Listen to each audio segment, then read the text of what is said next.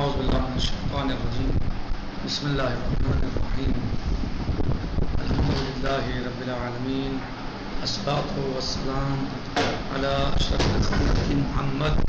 وآلہ الطیبین الطاہرین اللہم صلی علی محمد وآل محمد وعجل. ہماری گفتگو چل رہی ہے جمع سادسہ میں مکان مصلی کے بارے میں، اور ہم نے کل کے درس میں بیان کیا تھا کہ کس چیز پر سجدہ کرنا صحیح ہے اور کس پر سجدہ کرنا صحیح نہیں ہے. اس میں ہم نے بہت ساری چیزوں کو بتایا تھا. آج یہ کہہ رہے ہیں کہ وہ لذیذ جو ہم نے بیان کیا ہے سب کے سب کہ سجدہ کریں گے اس چیز پر، یا اس چیز پر سجدہ جائز نہیں ہے جو زمین سے نہیں ہے، جیسے کھال ہے،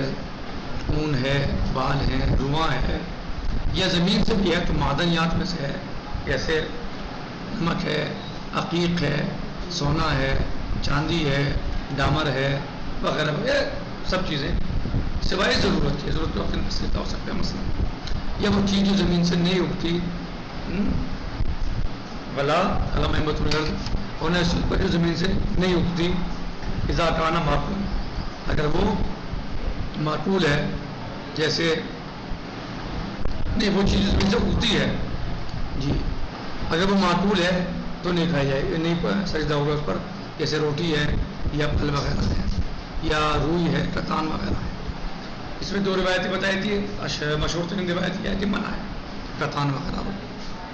پھر کہا تھا کہ اس چیز پر سجدہ صحیح نہیں ہے جو ہلتی رہتی ہے. اگر مضطر ہو انسان تو پھر اشارے سے سجدہ کرے. پھر کہا تھا کہ سجدہ کاغذ پہ جائز ہے لیکن اس کاغذ پر مکروہ ہے جس پر لکھا ہو. پھر بتایا تھا کہ اپنے بدن کے کسی اعضاء پر سجدہ صحیح نہیں ہے. اگر گرمی حرارت منع کر رہی ہے، بہت زیادہ ہے کہ اگر پیشانی زمین پر یا پتھر پر رکھیں گے تو مثلا جل جائے گی پیشانی، بہت تیز گرمی ہے، تو پھر اپنے ہاتھ کی پشت پر مجبور ہیں تو پھر یہ کیا کریں گے، کپڑے پر سجدہ کریں گے، اور اس پر بھی متمکن نہ ہو تو پھر ہاتھ کی پشت پر. کہہ رہے ہیں کہ جو کچھ ہم نے بیان کیا ہے، جس پر کیا ہے، اس سب کا اعتبار جو ہے وہ کہاں ہے، موضع جبہہ میں، یعنی پیشانی رکھنے میں، جہاں پیشانی رکھی جاتی ہے، یعنی پاک ہو، فلا ہو، کھائے نہ جاتی ہو، پہنے نہ جاتی ہو، وہ سب کہاں ہے، یعنی سجدے کی جگہ. باقی جو 6 اعضاء بچے ہیں آپ کے جو سجدے میں آپ کے لیے رکھنا واجب ہے، باقی جو 6 اعضاء ہیں وہ اگر کپڑے پر ہیں یا روئی پر ہیں یا مثلا چاندی پر ہیں یا ڈامر پر ہیں یا دیگر چیزوں پہ ہیں، روٹی پہ ہیں، پھلوں پر ہیں، تو اس سے فرق نہیں پڑتا. یعنی آپ کا جو پیشانی ہے آپ کی وہ ان چیزوں پہ نہیں ہونا چاہیے جو بتائیے صحیح. باقی چیزیں ہوں کوئی مشکل نہیں، حتیٰ اگر نجس بھی ہے باقی چیزیں لیکن سوکھی ہیں، آپ کے بدن میں سرایت نہیں کرے گا، آپ کے کپڑے نجس نہیں ہوں گے اس نجاست سے، تو بھی کوئی مشکل نہیں ہے، بس سجدے کی جگہ پاک ہونی چاہیے. اور پھر اس میں رعایت کی جائے گی کہ وہ جگہ اپنی ملکیت ہو یا اجازت ہو اس میں، اور وہ خالی ہو، اجازت سے نماز کی جگہ خالی ہو، یا حتی سجدے کی جگہ بالخصوص، یعنی جہاں سجدہ کر رہا ہے تو وہ جگہ خالی ہو کیسے، اجازت سے. اور اگر نجاست جو ہے موضع محصور میں ہے، یعنی ایک گھر ہے، محصور ہوتا ہے تو محدود ہوتا ہے، ایک گھر ہے بھائی وہ نجس ہے، اس کی زمین نجس ہے، جگہ نجس ہے، تو کہہ رہے ہیں کہ اور انسان نجاست سے جاہل ہے، کہاں ہے، اور جاہل موضع نجاست، اور نجاست کی جگہ سے جاہل ہے، یعنی نجاست محصور ہے گھر میں، یعنی یہ گھر نجس ہے لیکن اس بات سے جاہل ہے کہ گھر کی کون سی جگہ نجس ہے، یہ جگہ یہ کون سی جگہ نجس ہے جی. کہہ رہے ہیں کہ وہاں پر اس میں کسی بھی جگہ پر سجدہ نہیں کرے. اگر انسان کو یہ معلوم ہے کہ یہ گھر نجس ہے لیکن یہ پتہ نہیں ہے محسوس گھر محدود ہوتا ہے لیکن یہ معلوم نہیں گھر میں کون سی جگہ نجیس ہے، تو اب اس کو یعنی وہاں پر سجدہ نہیں کرنا چاہیے، اس گھر میں یا گھر جیسی جو جگہ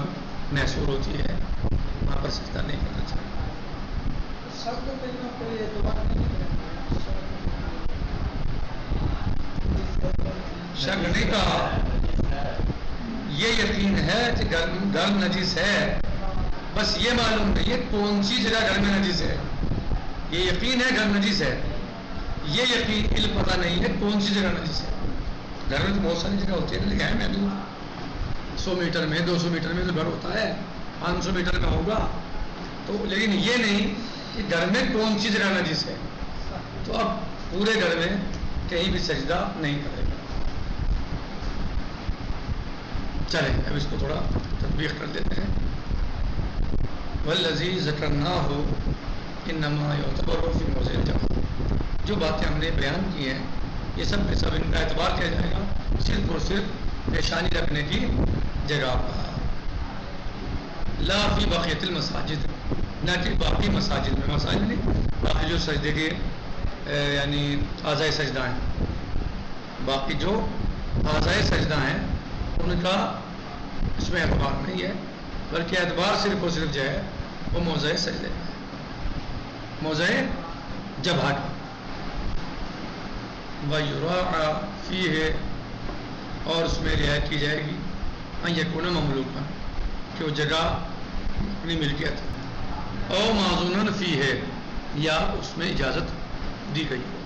وَأَن یکون خالیًا من النجاسہ، اور وہ جگہ یعنی موضع سجدہ خالی ہو نجاست سے۔ وَإِذَا كَانَتْ نِجَاسَةٌ فِي مَوْضِعٍ مَحْصُورٍ، اور اگر نجاست ایک محدود جگہ میں ہے، محصور یعنی محدود، کل بیت جیسے گھر محدود ہوتا ہے نا، 100 میٹر میں 200 میں 500 میں کتنا ہوگا، وہ شبہ ہی یا شبہ بیت، وہ جاہل موضع نجاست، لیکن وہ جاہل ہے موضع نجاست سے، نجاست گھر میں کس جگہ ہے، کون سی جگہ نجیس ہے۔ لم یسجد علی شیء من، اس کی کسی جگہ پر بھی سجدہ نہیں کیا جائے گا۔ وَيَجُوزُ السُّجُودُ فِي الْمَوَاضِعِ الْمُتَّسِعَةِ، اور جائز ہے سجدہ کرنا مواضع متسعہ، یعنی وہ جگہ کہ جن کے بارے میں یہ علم ہے، پتہ ہے کہ نجیس ہیں لیکن وہ متسعہ ہیں، غیر محدود ہیں،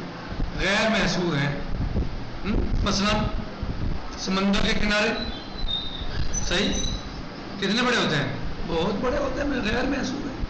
کہاں تک، جہاں تک سمندر ابھی تک کنارہ بھی ہوگا اس کا، یہ نہیں ہوتا، کنارہ سمندر کا ہوتا ہے نا، تو وہ تو غیر محدود ہے، بہت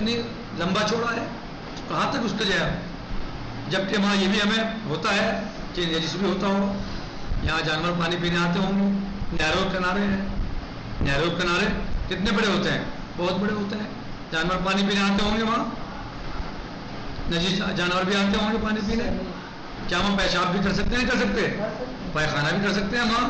لیکن کیا وہاں سجدہ کرنا منع ہے، کرنے۔ جو غیر متسع ہے، جو متسع ہے مواضع، ان میں کوئی حرج، کوئی مشکل نہیں ہے۔ کیوں نہیں ہے صاحب؟ دفعا للمشقہ، مشقت کو دور کرنے کی وجہ سے، ورنہ کہ مومن انسان لیکن نمازی مشقت میں پڑ جائے گا بھائی، نہروں کنارے کہاں تک ہوتے ہیں، دور دور ہوتے ہیں، اب وہ سارے کنارے میں سجدہ کرنا چھوڑ دے گا تو مشقت میں پڑ جائے گا، تو لہٰذا مشقت کو دور کرنے کی وجہ سے، اس مشقت سے بچنے کی وجہ سے شریعت مقدسہ اسلامیہ نے اجازت دی ہے کہ اگر محصور ہے، محدود ہے جگہ، اور یہ پتہ ہے کہ یہ نجس ہے، یہ نہیں پتا کہ یہی نجس ہے یا یہ حصہ نجس ہے یا یہ حصہ نجس ہے، بس یہ پتہ ہے گھر نجس ہے، تو اس کی کسی جگہ میں سجدہ نہیں کیا جائے گا کیونکہ وہ محصور ہے، محدود ہے۔ لیکن اگر غیر محصور ہے، غیر محدود ہے، بہت طویل و عریض علاقہ ہے، جگہ ہے، تو اب اس میں پتہ ہونے کے بعد بھی کہ نجس ہے، لیکن یہ نہیں پتہ کہاں سے نجس ہے، تب اس کے پورے کناروں کو، نہروں کے، سمندر کے، یا اس طرح بہت بڑے میدان ہوں، مثلا جگہیں ہوں جن کے بارے میں یہ ہو، تب ان کو نہیں چھوڑا جا سکتا، ان پر سجدہ کیا جا سکتا ہے۔ وجہ دفعا للمشقات، دفعا للمشقات، مشقت اور پریشانی کو دور کرنے کی وجہ سے بچنے کے لیے، تاکہ مشقت اور پریشانی نہ آئے، لہذا اس پر سجدہ کیا جا سکتا ہے۔ اللہ عز و جل نے آپ کا بہت خیال رکھا ہے، مومنین کا، انسانوں کا بہت خیال رکھا ہے، اور زیادہ سے زیادہ اللہ عز و جل نے چاہا کہ اپنے بندوں کے لیے آسانیاں پیدا کی، بالخصوص امت محمدیہ، حضرت نبی اعظم محمد مصطفیٰ صلی اللہ علیہ وآلہ وسلم کی امت کے لیے بہت آسانیاں اللہ عز و جل نے اور انعامات و کرامات رکھے ہیں۔ نکتفی بہذا المقدار، باقی انشاءاللہ کل آئے گا، آپ اسے دیکھیے، مراجعہ کیجیے، مطالعہ کیجیے، مباحثہ کیجیے، اگر کوئی بات پھر بھی نہیں سمجھ آ رہی ہو تو اسے پوچھ لیجیے انشاءاللہ۔ والحمدللہ رب العالمین، السلام علیکم ورحمۃ اللہ۔